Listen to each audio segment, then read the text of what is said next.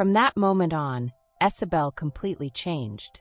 She began actively approaching nobles and wealthy men in high society. She became the mistress of several rich men at the same time. They spent lavishly on her, giving her priceless gifts. Some even divorced their wives and gave her all their property just to win her favor. She became a famous socialite, moving between one wealthy lover after another, manipulating them effortlessly and making them willingly devote everything to her. The noble ladies and wives of high society despised her deeply. Their hearts were filled with envy, jealousy, and hatred. Esabelle spent a large sum of money to rescue her father from prison. She bought him a castle and hired a steward and many servants to care for him. She also became a well-known philanthropist. She donated large amounts of money to the church, funding the construction of schools, hospitals, and orphanages. She lived alone in a luxurious apartment in the city and regularly visited her father. Recently, however, she began to feel increasingly tired. She lost interest in pleasing nobles and wealthy men. She often stayed at home alone, staring blankly at the bustling crowd outside her window. One day, a young and handsome man was introduced to her. His name was Matthew. He was tall, gentle, and talented. Unlike other rich young men, he did not try to possess her. Instead, he spoke to her with elegance and respect. They talked about literature, art, and music. He was well-educated and always resonated with her thoughts. He told her about his travels overseas, about adventures and dangers, even being chased by barbarians. Esabelle felt as if she were there herself, filled with fear and excitement. When he told humorous and foolish stories about himself, she laughed uncontrollably, even to the point of tears. They fell in love. They became inseparable. Esabelle rejected all other nobles and wealthy men. She gave herself to him willingly. Matthew proposed to her. He sincerely wished to give her happiness. Esabelle accepted. She decided to become a good wife and completely sever all improper relationships with high society. When her former lovers heard she was getting married, they felt deceived. They had spent enormous time and money on her, but never gained her love. They began spreading malicious rumors, trying every means to ruin her reputation.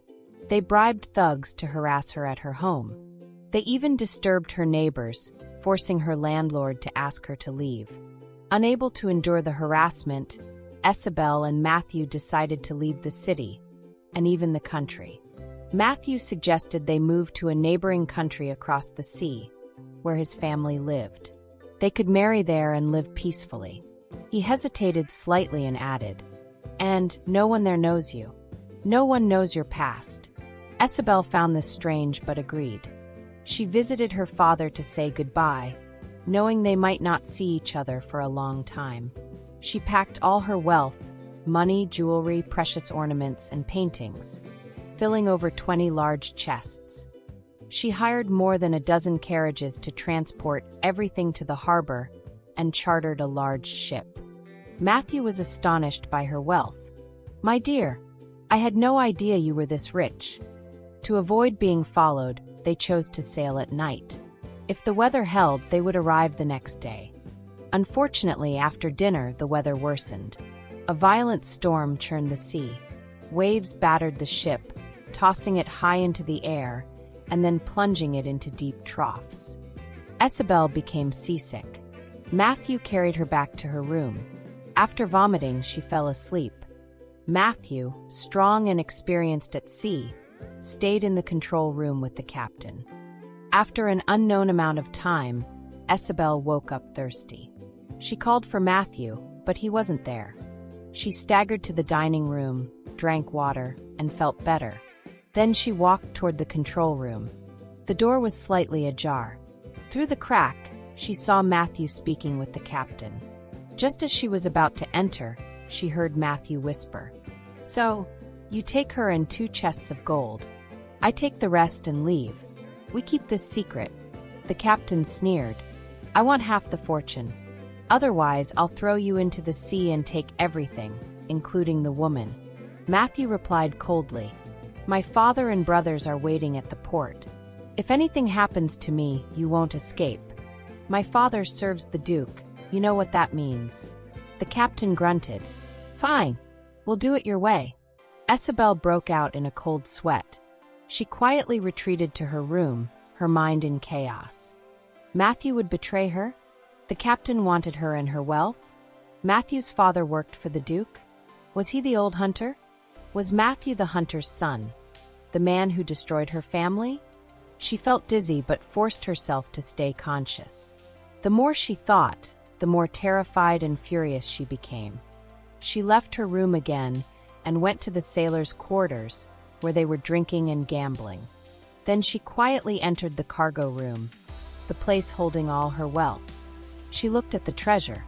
She thought of her once happy family, the evil Duke, the hateful old hunter, her own shameful past, and her love with Matthew. She was completely broken.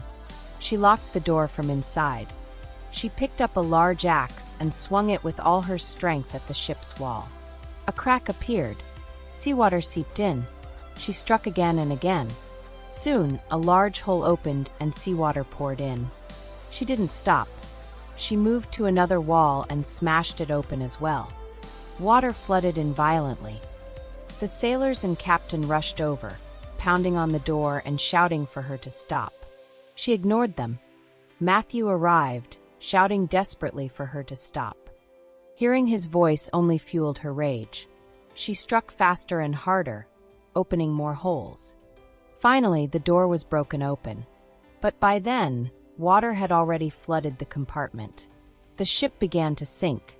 The immense pressure of the sea crushed other compartments. Water rushed in from all directions. In the pitch-black stormy night, the great ship sank into the depths of the ocean. Esabelle sank rapidly.